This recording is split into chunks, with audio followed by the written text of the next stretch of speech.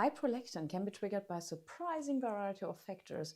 Now, prolactin is your hormone that plays an essential role in reproduction and lactation, but the problem is when levels rise outside of pregnancy or breastfeeding, then it can disrupt ovulation, your fertility, and your menstrual regularity. Now, common cause is a benign tumor called prolactinoma. Again, benign and treatable with medication. Now, another major driver can be actually medications, especially those that interfere with dopamine signaling, such as antipsychotics, antidepressants, even birth control pills, and this is there where it comes to the estrogen content, that can suddenly raise prolactin in some women. A major cause is stress, both physical and emotional.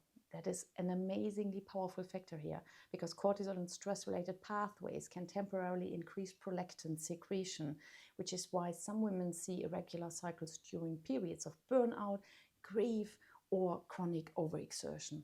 And another cause could be thyroid dysfunction. That's the reason why I'm making that video right now, because a client of mine struggles with high prolactin and we're just in the midst of finding out what's causing it. And she has thyroid issues, so well, it's likely that this is the issue there. PCOS can sometimes also be a reason and blurring the clinical picture, as can also chronic conditions like endometriosis and systemic inflammation.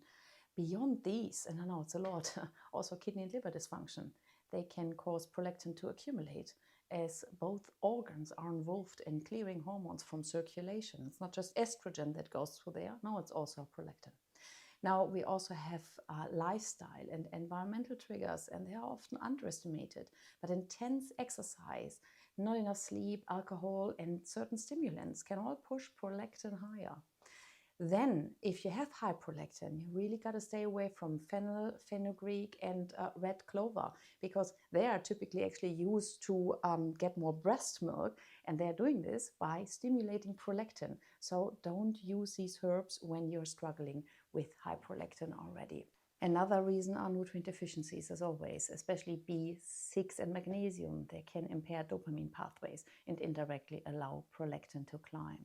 We have conditions like insulin resistance and high estrogen that can synergize with those imbalances, creating an hormonal environment that sustains the hyperprolactinemia.